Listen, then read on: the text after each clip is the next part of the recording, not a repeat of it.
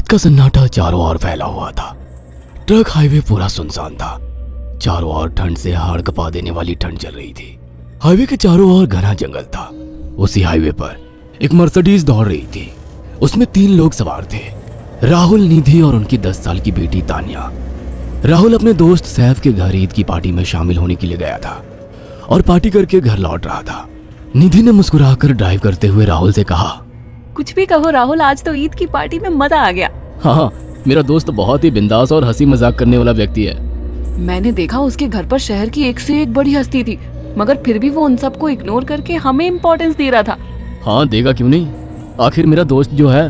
सच में राहुल, अमेरिका से इंडिया लौटकर बहुत अच्छा फील हो रहा है। वैसे तुम्हारा दोस्त सचिन अभी तक नहीं आया अमेरिका से? निधि की बात सुनकर राहुल चौंक कर बोला, ओह शिट यार, उसका फोन आया था कि वो इंडिया आ रहा है। उसने बोला था कि मुझे एयरपोर्ट पर पिक कर ले। निधि बहुत नाराज होगा वो। कोई बात नहीं, उससे बोल देना कि तुम्हें बिल्कुल याद नहीं रहा, और फिर तुम्हें सैफ की इनवाइट की हुई ईद पार्टी में भी तो शामिल होना था। निधि ने इतना बोला ही था कि उसकी बेटी तानिया ने अपनी माँ की ओर देखकर कहा, मुझे भूख लगी है माँ, और प्यास भी। तानिया की बात पर निधि ने बुरा सा मुंह बनाकर उसकी ओर देखकर कहा, पार्टी में तो इतना खाया था तुमने, फिर भी भूख लगी है। निधि की बात पर तानिया ने मासूम सा चेहरा बनाकर कहा, कोई बात नहीं मम्मी, मुझे पानी ही पिला दीजिए। कितनी बार बोला है मुझे मम्मी मत बोला करो। पानी अभी नहीं है, आगे जाकर कोई शॉप पड़ेगी तो बोतल खरीद के दे दूंगी। निधि की बात पर राहुल ने मुस्कुराकर कहा, छोटी बच्ची है निधि, इतना नाराज होना सही नहीं है। राहुल ने इतना कहा ही था कि अचानक एक काली परछाई राहुल की कार के सामने आकर खड़ी हो गई। राहुल के पैर अचानक ब्रेक पर पड़ गए। गाड़ी तेज रफ्तार में थी। ब्रेक अचानक लगने से पलटते पलटते बाल बाल बची थी। राहुल के चेहरे पर भयानक ठंडी में भी पसीने की बूंद टपकने लगी। वो दोनों कार से बाहर निकल आए। निधि ने डरते हुए कहा, आखिर कौन था ये? ऐसा लगा जैसे कि कोई भयानक काली परछाई मेरे कार के सामने आकर खड़ी हो गई हो। वह दोनों काली रात के सन्नाटे में इधर उधर देखने लगे। तभी निधि को एक घने पेड़ के पास दो चमकीली हुई आंखें दिखाई दी। उसकी आंखें बिल्कुल भेड़ियों की तरह लग रही थी। निधि ने चीखते हुए राहुल से कहा, राहुल देखो कौन है वो, जल्दी से गाड़ी में बैठो, मुझे बहुत डर लग रहा है। राहुल ने उस तरफ देखा तो उसके रोंगटे खड़े हो गए। वो दोनों गाड़ी के अंदर बैठने ही वाले कि अचानक एक अजीब सा चेहरा वाला भयानक सा आदमी बिजली की रफ्तार से उनके सामने आकर खड़ा हो गया। राहुल ने देखा कि उसका चेहरा बिल्कुल सड़ा हुआ था और उसकी आंखें भेड़िए की तरह चमक रही थी। उसके लंबे लंबे बाल उसके कंधे तक आ रहे थे और उसके दांत भेड़िए की तरह बाहर की ओर निकल रहे थे। हाथों की जगह नुकीले पंजे थे। राहुल को देखकर अजीब से अंदाज में हंसने लगा, मगर जैसे ही राहुल की नजर उसके कपड़ों पर गई, राहुल की आंखें फटी की फटी रह गई। वह अकलाते हुए बोला, भाईजान, भाईजान, मुझे माफ कर दो, मुझे छोड़ दो। राहुल ने इतना कहा ही था कि अचानक उस अजीब से दिखने वाले भयानक आदमी ने अपने पंजों से राहुल की गर्दन कसकर पकड़ ली और एक ही सेकंड में वो उखाड़ कर जमीन पर फेंक दी। राहुल के धड़ से लाल रंग का खून का फुहारा फूट पड़ा। इस भयानक मंजर को देखकर निधि के गले से एक जोरदार चीख निकल गई। निधि इससे पहले भागती कि अचानक उस भयानक दिखने वाले आदमी ने निधि को पकड़ लिया और अपने नुकीले पंजे उसके पेट में गड़ा दिए और उसकी अतड़ियां बाहर निकाल दी। निधि की एक दिल दहला देने वाली चीख सन्नाटे को चीर गई। अचानक हवा का एक बवंडर उठा और वो भयानक सा दिखने वाला व्यक्ति दिखते ही दिखते बवंडर के साथ गायब हो गया। तानिया ने डरते डरते निधि के मोबाइल से पुलिस और सैफ को बुला लिया और कुछ ही देर में वहां चारों ओर पुलिस की गाड़ियां थी। पुलिस ने राहुल के दोनों दोस्त सैफ और सचिन को वहीं बुला लिया। इंस्पेक्टर अर्जुन ने दोनों से कहा, मैंने ऐसी हत्याएं अपने करियर में कभी पहले नहीं देखी। ये काम तो ना किसी जानवर का लगता है, ना ही किसी इंसान का। सचिन कपकपाती हुई आवाज में बोला, आप कहना क्या चाहते हैं? कुछ कह नहीं सकता। जिस किसी ने भी इन दोनों को मारा है उससे एक बात तो साबित होती है कि वो इन दोनों से हद से ज्यादा नफरत करता था।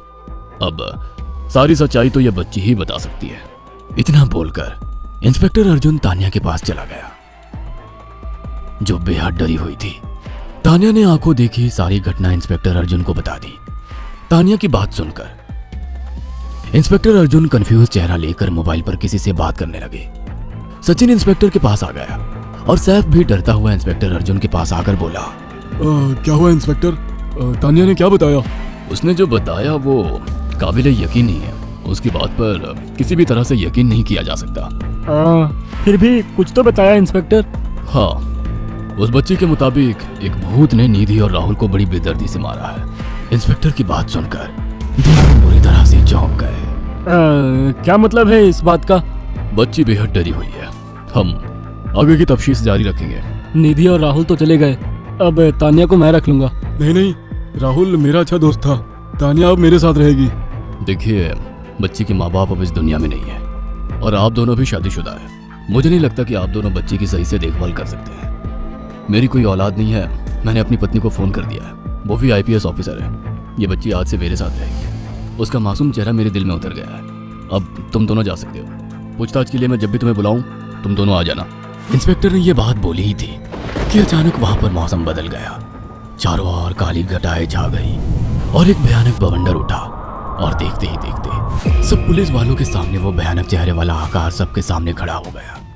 उसको देखकर सबके रोंगटे खड़े हो गए। देखते ही देखते उसने अपने भयानक पंजे सैफ की आंखों में डालकर उसकी आंखें निकाल ली। सैफ ने चीखते हुए वहीं दम तोड़ दिया। उस भयानक आदमी को देखकर सचिन उसके पैरों पर गिर गया।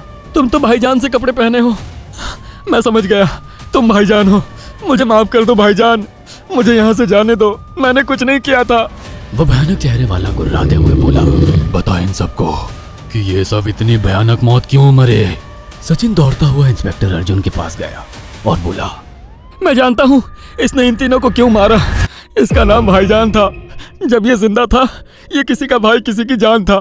बहुत साल पहले ये हम सबका बहुत अच्छा गहरा दोस्त और बिजनेस पार्टनर था। ये सबकी बहुत मदद किया करता था। इसकी प्यारी सी बेटी थी तानिया, जो इस वक्त कार के अंदर बैठी हुई है, ये इसी की बेटी है। भाईजान अपने सारे पैसों से एक बहुत बड़ा हॉस्पिटल खोलना चाहता था जिससे गरीबों का मुफ्त इलाज किया जा सके, मगर हम तीनों इसके लिए तैयार नहीं थे।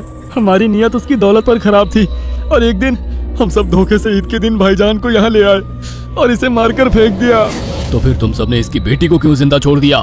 हमें बाद में पता लगा कि भाईजान ने सारी जायदाद अपनी बेटी के नाम कर दी है, इसलिए हमने भाईजान की पत्नी को भी मार दिया। और तानिया का तुम 18 साल की उम्र पूरी करने का इंतजार कर रहे थे ताकि सारी जायदाद अपने नाम करा सको और बाद में उसे भी ठिकाने लगा सको। इसी के लिए तुम दोनों इस मासूम बच्ची को अपने साथ रखने की जिद कर रहे थे। जी, आपने बिल्कुल सही कहा। हम तानिया को भी इसी जगह लाकर मार देते। सचिन की बात सुनकर इंस्पेक्टर अर्जुन की आंखों में खून उतर आया। इंस्पेक्टर अर्जुन के कुछ कहने से पहले ही भाईजान बिजली की रफ्तार से इंस्पेक्टर अर्जुन की आंखों के सामने से सचिन को पकड़कर ले गया और उसके शरीर के टुकड़े टुकड़े कर दिए और हवा में उठे एक तेज बवंडर के साथ गायब हो गया। सारी घटना इंस्पेक्टर अर्जुन की आंखों के सामने हुई थी।